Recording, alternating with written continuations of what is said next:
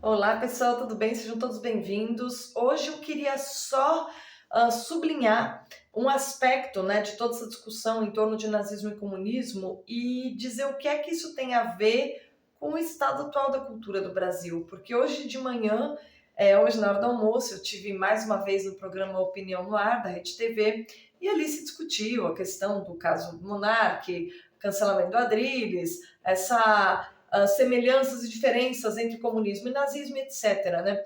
E ali no programa eu tentei até fazer uma analogia. Eu fiz um paralelo entre a matriz do comunismo e do nazismo, que é comum, e a matriz de dois pintores do Renascimento, assim, para dizer que justamente o que a gente tem quando a gente pensa em formas, né, em sistemas políticos, muitas vezes, quando a gente diz que eles são parecidos, é porque eles seguem a mesma lógica, porque eles partem das mesmas premissas, porque eles têm características fundantes muito semelhantes que acabam desencadeando consequências parecidas, né? E tanto o genocídio promovido ali pelo nazismo, quanto os genocídios promovidos pelo comunismo, eles têm por base o fato de que a uma casta tudo, aos outros a morte. Esse é o ponto.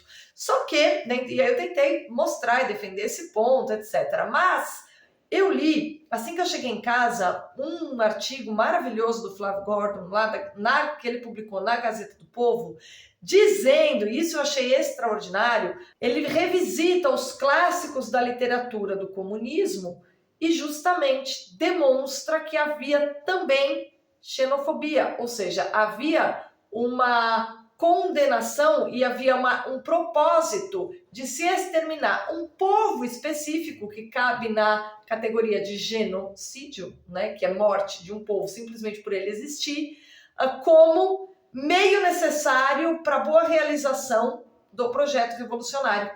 E aí o Flávio Gordon vai lá nos textos, nas fontes primárias, e demonstra que os comunistas clássicos entendiam, por exemplo, os eslavos com seus projetos nacionalistas como um entrave ao sucesso do comunismo, da implementação do comunismo. Da mesma maneira que o Hitler entendia que os judeus eram um entrave, os judeus, ciganos, etc., eram um entrave da implementação do projeto nazista, né? E ali ele faz um paralelo que mostra que todo esse pessoal da imprensa que está dizendo que o extermínio de uma raça é o fundamento do nazismo e que isso estaria ausente no comunismo, estão errados. Na verdade, eles demonstram um enorme desconhecimento aí da história e das fontes primárias, né? O Flávio Gordon, ele é sempre brilhante, ele escreve textos longos na Gazeta do Povo, mas eu confesso que os textos dele valem a minha assinatura do jornal, porque são espetaculares, cada texto é uma aula, tá? Então, inclusive, ele vai ser meu entrevistado na Esmeril de fevereiro, porque o cara é extraordinário. Não só por aquele livro, né, A Corrupção da Inteligência, mas pelo fato de ele estar sempre, sempre, sempre trazendo para o debate uma perspectiva de alguém que perenemente tem um compromisso com o estudo, com a verdade, com as informações. É muito mais do que com emissão de opinião, que fica no plano do rasteiro quando você não tem fundamentação histórica real. Não adianta conversar com meia dúzia de professores. Por quê?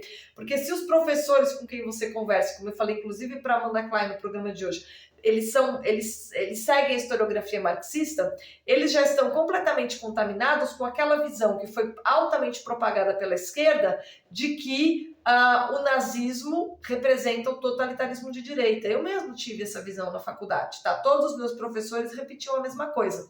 Eu fui entrar em contato com a historiografia, que não é marxista e que demonstra similaridades entre os dois sistemas um pouco depois, mais tarde, na vida e sozinha. Não foi dentro da universidade que encontrei esses autores, não.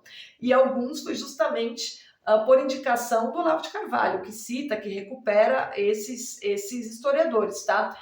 E há uma ampla historiografia a respeito, pessoas que vão lá beber nas fontes primárias. E o Flávio Gordon, ele dá uma pontinha, um gostinho desse estudo que pode ser super profundo nesse artigo que eu vou deixar aqui na descrição, tá? Vou deixar também um texto muito bom, explorando os aspectos, as semelhanças, o fato de comunismo e nazismo pertencerem à mesma matriz, assinado pelo Eduardo Vieira, também muito bom. Quem segue ele no Facebook já leu. Eu pedi para ele para eu publicar isso na Esmeril, tá? E aqui também está esse texto na descrição. Também é uma aula esse texto, uma aula de lucidez em primeiro lugar. Tá tudo isso para dizer que essa história, né, toda, para mim, de a gente ter ficado na discussão rasa e de ter essa história do cancelamento do Adrilles, que é evidente que aquilo não era um gesto nazista, pelo amor de Deus, não precisa nem falar, é óbvio que não era. Né? Ainda teve gente achando que ele estava fazendo uma provocação. Ele estava simplesmente, acho que um pouco irritado ali no dia, porque a discussão foi muito pesada, e irritado com os argumentos ali do seu adversário de discussão, né? Foi isso, ele estava realmente um pouco irritado aquele dia e estava um pouco mais duro que o normal, só, é o mesmo tchau de sempre, não é o óbvio, não precisa nem discutir esse assunto. Eu tenho para mim que aquilo ali foi um pretexto para demissão por uma razão empresarial, né? A Jovem Pan é uma empresa e toma decisões com base em critérios empresariais, tá? Eles certamente têm aí algum motivo, mas aí a impressão que fica, né, é que foi justamente por aquilo, ou talvez aquilo tenha sido usado como pretexto, mas é evidente que todo mundo sabe que não foi aquilo que aconteceu, né? Que é evidente que aquilo não tinha nada a ver com o gesto nazista. Foi um negócio que não colou, tá? Não colou. De qualquer maneira, por que no Brasil a gente ficou 2 dias, 3 dias discutindo isso? Porque a gente vive uma pobreza cultural absurda. A gente vive uma pobreza cultural tão grotesca que o livro do James Gregor, né, que justamente analisa de que maneira que a matriz de fascismo e de comunismo estão ali no marxismo, né? O marxismo é uma matriz comum de todos os totalitarismos, né? Esse livro tem sido conhecido agora, graças aos esforços da Vida Editorial, mas as pessoas não leem. As pessoas que se pronunciam sobre esse tema não leram esse livro que é fundamental, que eu já citei aqui em 2 vídeos, chama Marxismo, Fascismo e Totalitarismo. Então, assim, é um livro, é um desses livros que são importantíssimos. Não dá para você entrar nesse assunto de tentar explicar realmente se há distinções, se há semelhanças, se há diferença, sem ler. Não dá. Por quê? Porque ele traz à tona muitas, com base em fontes primárias, informações absolutamente necessárias para a gente fazer a nossa balança do entendimento, né, equilibrar, para que a racionalidade opere em equilíbrio. Quando você só tem as fontes de um lado, a sua racionalidade vai operar em desequilíbrio. E aí você vai chegar a conclusões que são falaciosas, porque você não fez uma análise o mais completa possível, né? Então, é isso que a gente está vivendo, que a gente vive no Brasil, né? Isso que a gente sabe, uma mediocridade absurda, em que as pessoas não sabem nada e engolem absolutamente qualquer coisa, tá? Então, vejam só o quão grave foi o aniquilamento da alta cultura, né? O fato de a gente ter um bando de jornalistas medíocres aí à frente da comunicação. A gente tem um caso como esse, né? Uma pessoa absolutamente doce, gentil, amável, sensível, um cara que é um poeta, certo? Um cara desse ser chamado do que foi e perder o emprego injustamente, tá? Porque isso é mais um sintoma dessa insanidade que é esse deserto cultural no Brasil, né? É muito engraçado porque o falecimento do Olavo de Carvalho foi triste justamente porque ele chamava atenção para isso o tempo todo.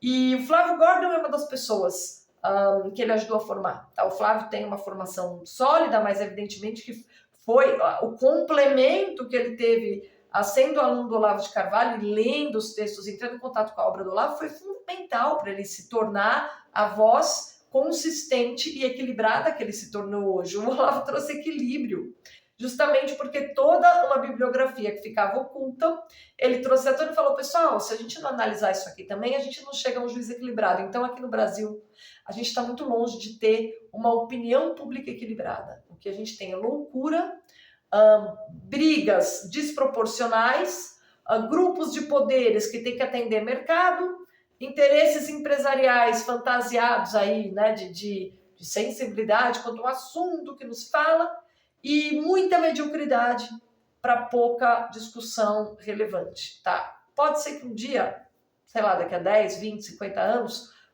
o cenário cultural brasileiro não seja esse. Nos anos 50 não era assim. A gente tinha gente como Gustavo Corsão, Nelson Rodrigues escrevendo nos jornais, né? E aí a vida cultural brasileira era mais interessante. Hoje em dia ela é desinteressante, ela é nefasta, ela é desprezível, ela é absolutamente abjeta, tá? E todas as pessoas que reforçam esse comportamento de mediocridade total merecem unicamente desprezo. Por quê? Porque a única coisa que elas não têm dentro de si é amor ao próximo.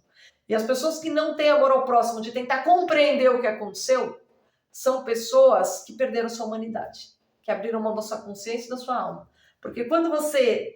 Essa coisa de você sair taxando e batendo e desprezando o outro, é, na verdade, uma manifestação de aridez espiritual, né? Tinha um cineasta que eu adorava, o Kieslowski, ele fez aquela trilogia, escreveu ele dirigiu o Decálogo, que é uma série maravilhosa. Depois ele fez aquele filme Liberdade Azul, A Igualdade é Branca, a Fraternidade é Vermelha, que são bonitos filmes bonitos. E ele dizia, quando você compreende algo, você ama. Né? Quando você não entende, tudo que você faz é despejar raiva, ódio, etc. sobre aquilo. O que a gente está vivendo hoje é uma ampla incompreensão sobre todas as coisas. E aí o que sobra é esse tipo de atitude absolutamente desprezível, tá? Muito obrigada a todos vocês que me seguem nos canais. Vocês sabem que eu estou muito mais interessada em compreensão que qualquer outra coisa. E queria também já deixar um agradecimento aqui aos 100 mil seguidores no Instagram. Até outro dia meu Instagram tinha, sei lá, 10 mil seguidores. E eu comecei a tentar me esforçar para estar um pouco mais ativa naquela rede. E hoje a gente chegou aí aos 100 mil seguidores. Então, fico muito contente e, evidentemente, a todos vocês que me seguem também aqui nesse canal do YouTube. Os textos citados estão na descrição. O livro citado, mais uma vez, está na descrição. Não se deixem vencer pela aridez espiritual sistemática que está por toda parte. Cultivem as suas almas. Cultivem o princípio vital de todo ser humano, que é o amor. Porque o amor leva a compreensão. Amor e compreensão são coisas que andam juntos. O resto não vale a pena. Obrigada pela companhia. Até a próxima.